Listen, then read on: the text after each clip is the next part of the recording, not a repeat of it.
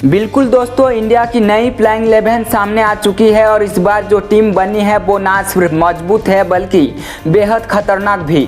Edgbaston test में भारत ने England को जिस अंदाज में मात दी उसने इंग्लिश टीम के होश उड़ा दिए। इस ऐतिहासिक जीत के बाद भारत का मनोबल पूरे इंग्लैंड में आसमान छू रहा है। अब बारी है तीसरे टेस्ट की, जो कि क्रिकेट की सबसे ऐतिहासिक जमीन लॉर्ड्स पर खेला जाएगा और यहीं पर इंडिया की नई प्लेइंग 11 मैदान में उतरेगी, जो 3 बड़े बदलावों के साथ तैयार की गई है। भारत और इंग्लैंड के बीच 5 टेस्ट मैचों की सीरीज अब 1-1 की बराबरी पर पहुंच चुकी है। पहला टेस्ट लीड्स में इंग्लैंड ने जीता और दूसरा बर्मिंघम में भारत ने शानदार अंदाज में अपने नाम कर लिया। अब तीसरा मुकाबला लॉर्ड्स के मैदान पर होगा, जो न सिर्फ क्रिकेट की दुनिया का सबसे प्रतिष्ठित मैदान है बल्कि जहां जीत दर्ज करना हर खिलाड़ी के लिए सपना होता है। इस टेस्ट को लेकर तैयारियों जोरों पर है और टीम इंडिया में 3 बड़े बदलाव तय माना जा रहा है, जो टीम को और ज्यादा खतरनाक और संतुलित बना देंगे। पहला बड़ा बदलाव, प्रसिद्ध कृष्णा बाहर, बुमराह की वापसी पक्की। प्रसिद्ध कृष्णा पहले 2 टेस्ट मैचों में गेंद से कुछ खास कमाल नहीं कर पाई। दूसरे टेस्ट में तो वो पूरी तरह फ्लॉप साबित हुए और उनके ओवर टीम के लिए भारी पड़ते नजर आए। अगर मोहम्मद सिराज और आकाशदीप ने अंतिम दिन गजब का प्रदर्शन ना किया होता तो भारत वह मैच भी गंवा सकता था।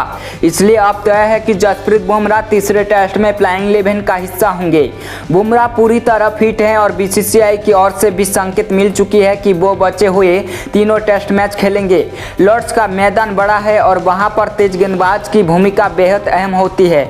ऐसे में बुमराह की एंट्री और प्रसिद्ध का बाहर जाना लगभग कन्फर्म माना जा रहा है। दूसरा बदलाव, करुण नायर की जगह अब मौका मिलेगा एश्वन को। करुण नायर को अपने नंबर 3, 5 और 6 तक आजमाया, लेकिन हर बार वो नाकाम ही रहे। वो खिलाड़ी जिसने एक बार 300 बनाए थे अब लगातार फ्लॉप हो रहे हैं, 300 के पहले भी और 300 के बाद भी। अब वक्त आ गया है कि एक नए स्थिर और भरोसेमंद चेहरे को मौका दिया जाए और वो है अभिमन्यु एश्वन। एश्वन ने घरेलू क्रिकेट और इंडिया ए टूर पर जबरदस्त परफॉर्मेंस किया है। उन्होंने ऑस्ट्रेलिया और इंग्लैंड जैसी परिस्थितियों में भी खुद को साबित किया है। उनके पास तकनीक है, धैर्य है और बड़ा स्कोर करने की भूख है। साई सुदर्शन को भी एक टेस्ट के बाद ड्रॉप किया गया था, जिससे साफ होता है कि टीम मैनेजमेंट को उन पर अब उतना भरोसा नहीं है। तो ऐसे में करुण नायर को बाहर करना और एश्वन को नंबर 3 पर उतारना बिल्कुल सही और जरूरी फैसला हो सकता है।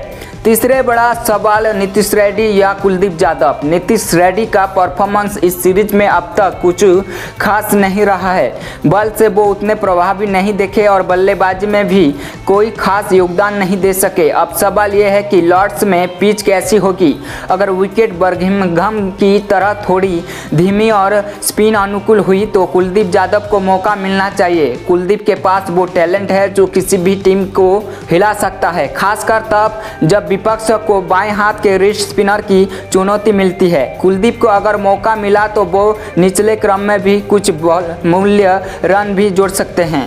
लेकिन अगर पिच घास से भरी सीम और स्विंग को सपोर्ट करने वाली हुई तो रेड्डी को एक और मौका मिल सकता है। उनकी गेंद स्विंग होती है जो इंग्लैंड की परिस्थितियों में फायदेमंद साबित हो सकती है। फिर भी मेरा निजी मानना है कि कुलदीप यादव को हर हाल में खिलाना चाहिए, चाहे वाशिंगटन सुंदर को हटाना पड़े, जाडेजा को आराम देना पड़े या रेड्डी को बाहर करना पड़े। कुलदीप जैसे एक्स फैक्टर खिलाड़ी आपकी प्लेइंग 11 में होना चाहिए। प्लेइंग 11 का ये रूप बेहद संतुलित, आक्रामक और मैच वार्निंग है। प्रसिद्ध कृष्णा का बाहर जाना तय, जसप्रीत बुमराह की वापसी पक्की, करुण नायर को हटाकर अभिमन्यु एश्वन को मौका देना जरूरी होगा। तीसरा बदलाव पिच पर निर्भर करेगा, लेकिन कुलदीप को लेकर किसी तरह का समझौता नहीं होना चाहिए। गंभीर और शुभमन गिल की नई कप्तानी सोच के साथ ये टीम इंडिया में एक नया इतिहास रचने की ओर बढ़ रही है। अब देखना यह है कि लॉर्ड्स में क्या वाकई में इंडिया इस खूंखार टीम के साथ इंग्लैंड को जीत कर पाती है या नहीं। पर एक बात तो ये तय है, ये मुकाबला ऐतिहासिक होने वाला है।